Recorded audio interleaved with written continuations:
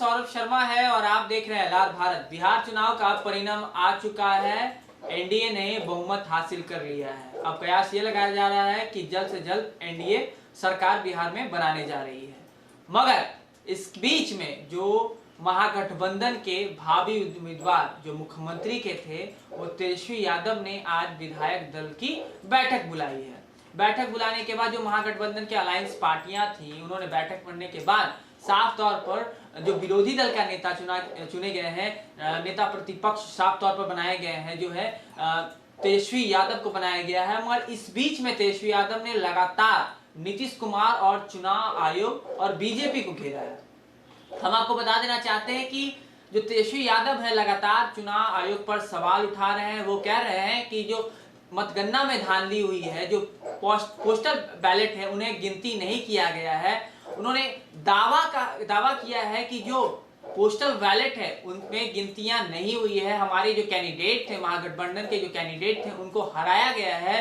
कहीं 12 वोट से हराया गया है तो कहीं 17 वोट से हराया गया है। उन्होंने सवाल उठाया और स्पष्टीकरण मांगा है चुनाव आयोग से। तेजस्वी यादव लगातार जो है कि आरोप लगा रहे हैं नीतीश कुमार पे और कह रहे हैं कि ये सब जो भी षड्यंत्र रचा गया बीजेपी के द्वारा षड्यंत्र रचा गया। क्या कुछ आरोप लगा रहे हैं तेजस्वी यादव इस प्रेस कॉन्फ्रेंस में, आप भी सुने। बिहार में फिर से सरकार बनाने की कोई कोशिश करेंगी, कहीं से उम्मीद वैसी है या फिर और कोई आंकड़ों के द्वारा सरकार बनाने की कोई कोशिश होगी? देखिए, हमने साफ तौर पर बोला ये मैंडेट जो है बदलाव का मैंडेट है। ये जनादेश जनता ने बदलाव के लिए दिया। तो जो लोग बदलाव के साथ हैं, इन चीजों को समझेंगे तो जरूर वो अपना फैसला लेंगे। क्या आरजेडी इस कोशिश में है कि जो छोटे दल को साथ में लिया जाए? अभी आपको कोशिश हमने तो साफ तौर पे बोला ये जनादेश जो है बदलाव का है।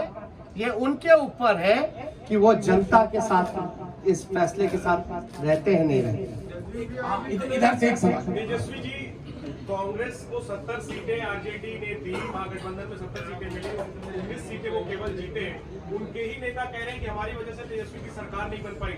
आपका क्या रिएक्शन है इस पर? क्या आपको मलाल है कि आपने कांग्रेस को 70 सीटें दे दी? पहली बात, महागठबंधन हम लोग मजबूती के साथ चुनाव लड़े। हम लोग एक दूसरे के साथ मजबूती के साथ खड़े हैं। कौन क्या कहता है ये विश्लेषण का समय नहीं है।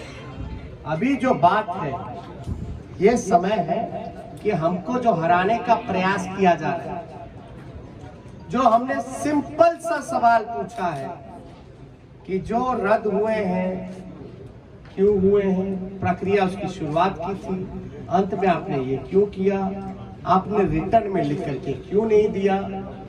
मेरा अभी भी मानना है कि लगभग ऐसे 20 सीटें जो हैं हम लोगों को हराया गया है। एक पार्टी एआईएमआईएम ने आपको बड़ा नुकसान पहुंचाया है। सुनिए, उनका वहाँ सवाल है। फिर 108 हो जाता है, फिर 110 पे उसको कर दिया जाता है। चुनाव आयोग 5 घंटे इतने में उलझा के रखता है। इसको लेकर क्या कहना है? और कहीं ना कहीं ओवैसी ने आपको जो है एक तरह से देखा जाए तो नुकसान पहुंचाया। नहीं, देखिए, किसी के पास एक तो अपने ही गाइडलाइंस का, जब हमने आरा का एक एग्जांपल दिया कि रात में आप बक्सा लेके जा रहे आ रहे, वो क्या उचित है? क्या वो गाइडलाइंस को वो चीजें फॉलो करती है? वो तो एविडेंस हुआ ना, वो तो एविडेंस है। वीडियो में आपका आईडी कार्ड भी दिख जाएगा, बैलेट पे बक्से जो रखे हुए हैं स्टील के, उसमें नंबर भी दिया जाएगा, गाड़ी का नंबर भी मिल जाएगा। तो उसमें हम तो स्पष्ट रूप से मान रहे हैं कि हमको तो कम से कम 130 सीटें महागठबंधन को मिली। 130 सीटें मिनिमम महागठबंधन को मिली। तेजस्वी जी,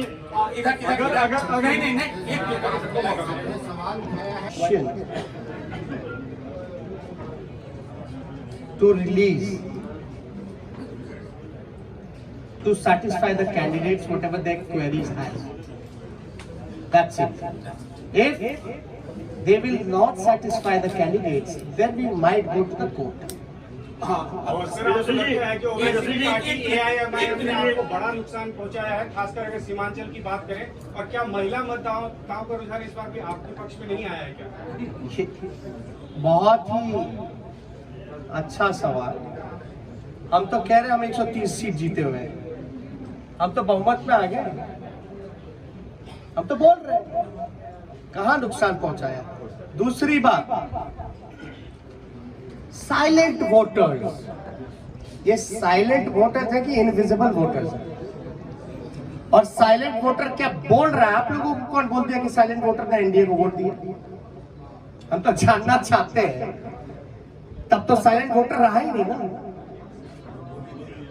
जब प्रधानमंत्री जी साइलेंट वोटर का जिक्र कर रहे हैं, उनके पर तो लोग बड़ा वोकल होते थे, अब साइलेंट हो गए। और साइलेंट हो गए तो प्रधानमंत्री जी को कान में जाके बोल दिया गया।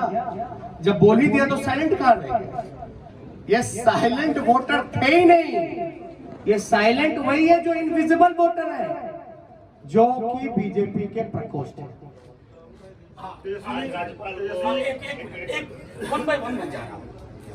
तेजस्वी जी, नीतीश कुमार कहते हैं कि महिलाएं आज भी उनके साथ हैं, महिलाओं का साथ रहा इसलिए उन्होंने सत्ता वापसी फिर से कर ली। दूसरी बात आप कह रहे हैं कि हमारे साथ अन्याय हुआ है, तो क्या न्याय पाने के लिए कोर्ट का दरवाजा खटखटाएंगे, सुप्रीम कोर्ट, हाई कोर्ट जाएंगे आप लोग? देखिए, कौन किसके साथ है, कहां किसके साथ है, हा? लेकिन हमारे आंकड़े के हिसाब से जो कैंडिडेट वहां रहे, हम तो 130 पे हैं। हम तो ये कह रहे बिहार की जनता हमारे साथ है। आप क्यों जोड़ गुना भाग करा करके आप सरकार हथियाना चाहते हो? पहली बात, महिलाओं की जहां तक बात आएगी, तो जब सरकारी नौकरी मिलता है तो उसमें महिलाएं नहीं है। आप देखिएगा, महंगाई इतनी बढ़ गई तो क्या महिलाओं के किचन को इफेक्ट नहीं किया? सिलेंडर का दाम क्या है? घर का बिजली बिहार में सबसे महंगा है, क्या वो महिलाओं को असर नहीं करता है? ये महिला को अगर पहले नुकसान होता था अगर शराब का, घर का पैसे का, तो 200 रुपए का, आज नीतीश कुमार जी की वजह से जो ब्लैक मार्केट बन गया है, वही 200 रुपए से ज्यादा 500 रुपए का घाटा हो रहा है महिलाओं को। तो कहां से उनके साथ महिलाएं भाई?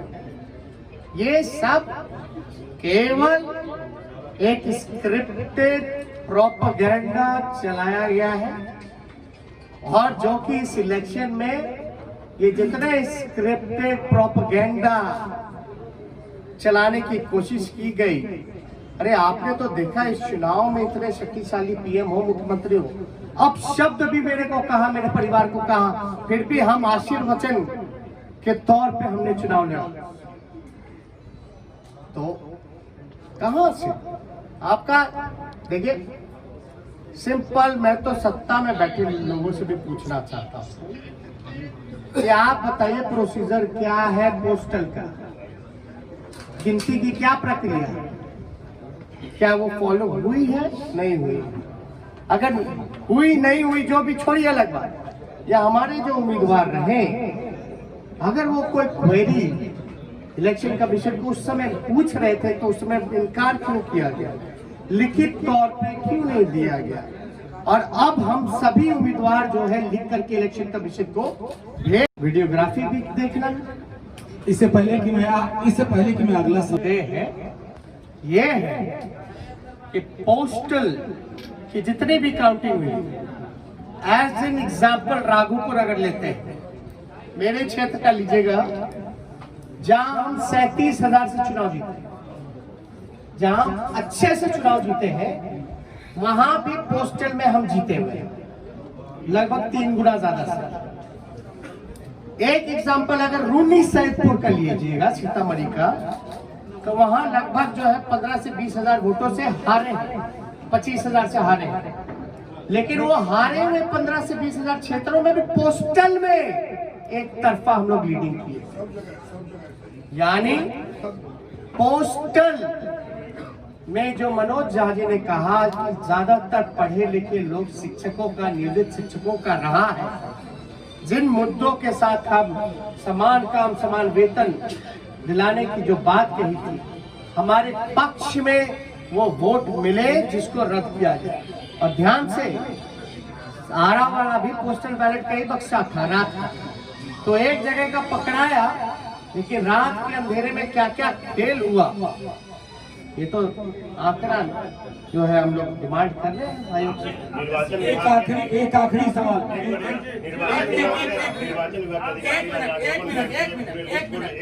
अरे नहीं ऐसे आप एक मिनट, गवर्नर चुनाव लड़ रहे थे क्या? नहीं, एक मिनट बात, गवर्नर चुनाव लड़ रहे थे क्या? चुनाव कौन लड़ रहा था? कैंडिडेट? इस गाइडलाइन में क्या लिखा है इलेक्शन कमीशन का? किसको सेटिस्फाई करता है, गवर्नर को कि कैंडिडेट को? क्या सीडी दिखाए क्या? दे मीडिया को दे दे, अरे मीडिया को दे दे, सब देखे ना। Thank you.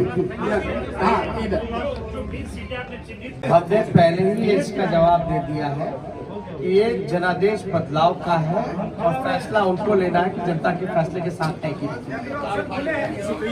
तो सुनिए, तेजस्वी यादव साफ तौर पर आरोप लगा रहे हैं कि जो हमें हराया गया है, हम हारे नहीं हैं, हम 130 सीट जीत कर लेके आए हैं, मगर हमें खरियंत के द्वारा चुनाव आयोग के मिली भगत से हमें हराया गया है। पोस्टल बैलेट को चुना नहीं गया है, जो मतदान में प्रक्रिया होती है उसको नजरअंदाज किया गया। साफ तौर पर जिस तरीके से नेता प्रतिपक्ष तेजस्वी यादव आरोप लगा रहे हैं चुनाव आयोग से, उनका कहना है कि हम एक न्याय यात्रा निकालने वाले हैं, जनवरी के अंतिम माह में न्याय यात्रा निकालेंगे। तेजस्वी यादव और साफ तौर पर ये कह रहे हैं कि जो बीजेपी ने अपने मैनिफेस्टो में कहा था कि हम 19 लाख नौकरियां देंगे, सामान्य वेतन देंगे, उन तमाम चीजों को पूरा नहीं करेगी तो एक महा आंदोलन होना संभव तय है। तो अब दरअसल देखने वाली बात यह है कि नीतीश कुमार की सरकार अब कब नई सरकार बनाते हैं और तेजस्वी यादव जिन्होंने आरोप लगाया है और स्पष्टीकरण मांगा है चुनाव आयोग से, उनको कब तक मिलता है।